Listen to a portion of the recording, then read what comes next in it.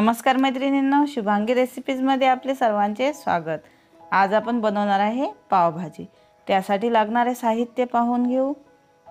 पत्ताकोबी, फुलगोबी, आलू, कांदा, लसूण, टमाटर, शिमला मिरची, बीट, वाटाणे, पावभाजी मसाला, मिरची पावडर, जिरं, हळद, मीठ आणि बटर। सुरुवातीला आपल्याला पत्ताकोबी बारीक कापून घ्यायची आहे। त्यानंतर शिमला मिरची घ्यायची आहे, आलू कापून घ्यायचे आहे, फुलगोबी कापून घ्यायची आहे, वाटाणे आहे, त्यानंतर टोमॅटो घ्यायचे आहेत, 2-3 कांदे घ्यायचे आहेत, 5-6 लसूणच्या पाकळ्या घ्यायच्या आहेत, बीट किसून घ्यायचे आहे, तसेच बटर सुद्धा घ्यावे लागेल, लाल मिर्च पावडर, हळद, चवीनुसार मीठ, पावभाजी मसाला सुद्धा घ्यायचा आहे आणि पाव। आपण आलूच्या फोडी करून घेतल्या। कुकरच्या एका डब्यामध्ये आपल्याला त्या टाकायच्या आहेत। तसेच फुलगोबी सुद्धा कापून त्यामध्ये टाकायची आहे, शिमला मिर्च त्यामध्ये टाकायची आहे। दुसऱ्या डब्यामध्ये मी पत्ताकोबी कापून घेतली आहे, वाटाणे टाकायचे आहे त्यामध्ये, त्यानंतर किसलेले त्यावर बीट टाकायचे आहे। दोन्ही डब्यामध्ये मी बीट किसून घातले आहे, त्यामुळे आपल्या भाजीला छान असा कलर येईल। यामध्ये थोडं थोडं पाणी टाकून घ्यायचं आहे आपल्याला आणि कुकरमध्ये आपल्याला हे डब्बे ठेवून त्याच्या शिट्टी काढून घ्यायची आहे।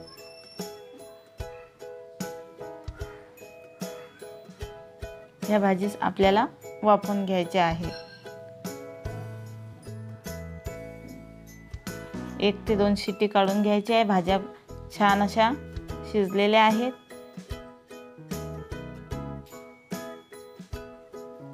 आता आपण हे स्मॅश करून घेऊ। स्मॅशरने आपल्याला छान असं ते मॅश करायचं आहे। छान असं मिक्स करून घेऊ।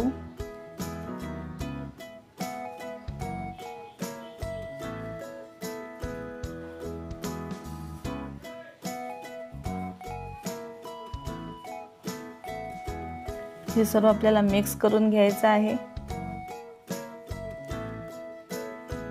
हे पहा, आपल्या भाज्या ह्या छान अशा मिक्स होत आहे, बारीक होत आहे। दोन्ही डब्यातल्या भाज्या मी स्मॅश करून घेत आहे।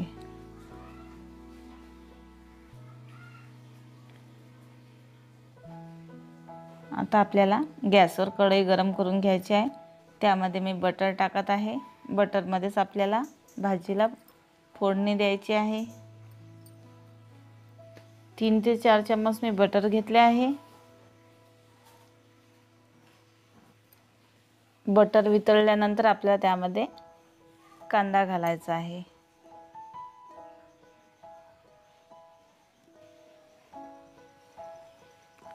आपल्याला हा कांदा 2 ते 3 मिनिट छान असा लालसर होईपर्यंत आपल्याला तो परतून घ्यायचा आहे।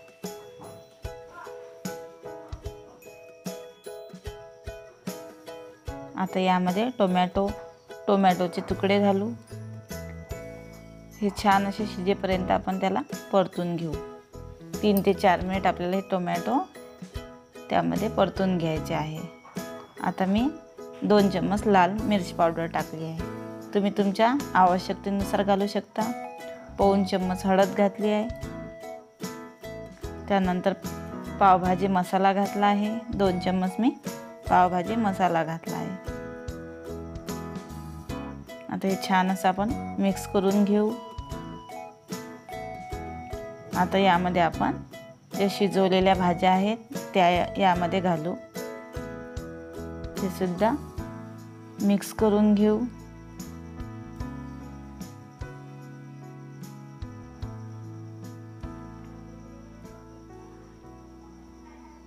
पुन्हा मी स्मॅशरने मॅश करून घेत आहे।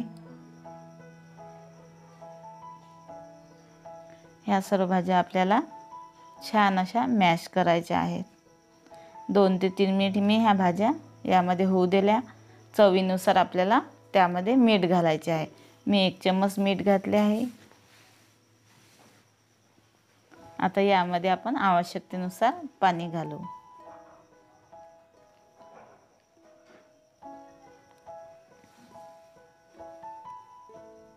पुन्हा परतून घेत आहे। पाणी टाकल्यानंतर आपल्याला 3 ते 4 मिनिट आणखी भाजी होऊ द्यायची आहे।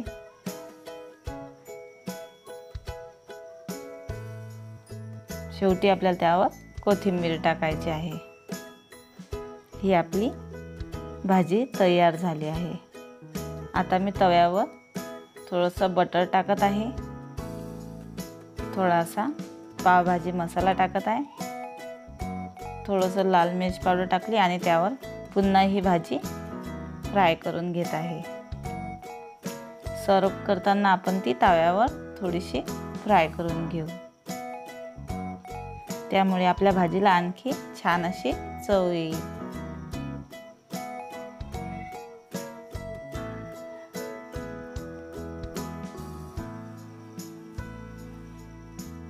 पुन्हा मी स्मॅश करून घेत आहे।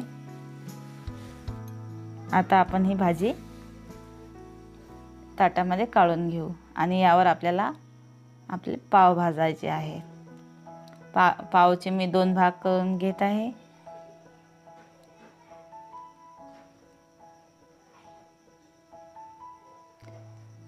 आता तव्यावर बटर टाकून आपल्याला त्यावर हे पाव छान असे भाजून घ्यायचे आहेत। दोन्ही साइडने आपल्याला छान असे भाजून घ्यायचे आहे। वरून मी बटर टाकले आहे।